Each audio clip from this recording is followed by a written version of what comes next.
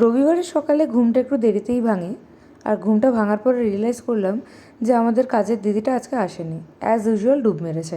সারা সপ্তাহে জমিয়ে রাখা এক বালতি জামা কাপড় কাচতে হবে এটা ভেবেই ডিপ্রেস হয়ে গিয়েছিলাম। তাই নিজেকে মোটিভেট করব বলে ভাবলাম আজকে একটু জমিয়ে রান্না করি। আর রান্নার কথা মাথায় আসতে রবিবার বলে কথা, মাটন না হলে চলে। তাই আজকে একটা নতুন রেসিপি ট্রাই করলাম। আর নতুন রেসিপি যখন ট্রাই করছি ভাবলাম আপনাদের সাথেও শেয়ার করি। তাহলে চলুন আজকে আমরা একসাথে রান্না করি। প্রথমে কড়াইতে একটু তেল দিয়ে গরম করে নিতে হবে। এবারে স্লাইস করে রাখা পেঁয়াজগুলোকে একটু হাত দিয়ে ছাড়িয়ে নিলাম। গরম তেলে যাতে পেঁয়াজগুলো দিলে পেঁয়াজের বেরেস্তাটা খুব ভালোভাবে তৈরি হয়। এবার একটু হাই ফ্লেমে পেঁয়াজটাকে ভাজতে হবে। আমি আজকে এই রান্নাটাতে 3টে বড় পেঁয়াজ ইউজ করেছি। আপনারা চাইলে আরেকটু বেশি পেঁয়াজ ইউজ করতে পারেন যাতে বেরেস্তার পরিমাণটা একটু বেশি হয়। এবার হাই ফ্লেমে পেঁয়াজটাকে কিছুক্ষণ ভাজলেই বেরেস্তা রেডি। বেরেস্তাটা তুলে নেওয়ার পরে সেই তেলে এবার দিলাম 1 চামচ রাঁধুনি ফোড়ন, আর তার সাথে দিলাম বাকি কাঁচা পেঁয়াজ কুচোনোটা। রাঁধুনি ফোড়নের সাথে কাঁচা পেঁয়াজ কুচোনোটাকে কিছুক্ষণ ভাজার পরে তাতে দেবো আদা রসুন বাটা। হালকা নেড়ে নেওয়ার পরে তাতে দেবো একটু হলুদ, শুকনো লঙ্কার গুঁড়ো, কাশ্মীরি লঙ্কার গুঁড়ো, স্বাদ মতো নুন আর কাঁচা লঙ্কা বাটা। কাঁচা লঙ্কা বাটাটা আমি পরে অ্যাড করেছিলাম, কিন্তু সেটার কোনো রকম ভিডিও আমি তুলিনি। আপনারা চাইলে এর আগেই দিতে পারেন।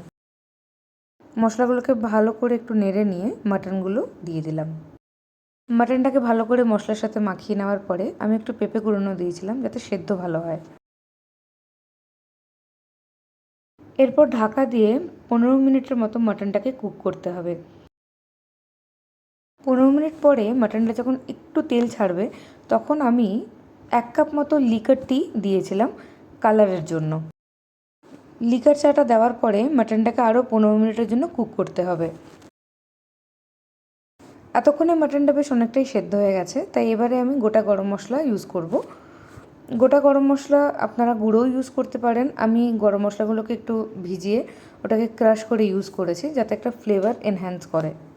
গরম মশলাটা দিয়ে একটু নেড়ে নেওয়ার পরে ভেজে রাখা বেরেস্তাটা উপরে ছড়িয়ে দিলাম, দিয়ে আরেকটু নেড়ে আরও 10 থেকে 15 মিনিটের মতো মাটনটাকে কুক করতে হবে। আর তারপরেই রেডি হয়ে যাবে ঢাকাইয়া পোড়া মাটন। আর এইটা হলো আমার ফাইনাল লুক আজকের মেনু ঢাকাইয়া পোড়া মাটনের। দেখতে যেমন খাসা হয়েছিল, খেতেও কিন্তু বেশ ভালো হয়েছিল।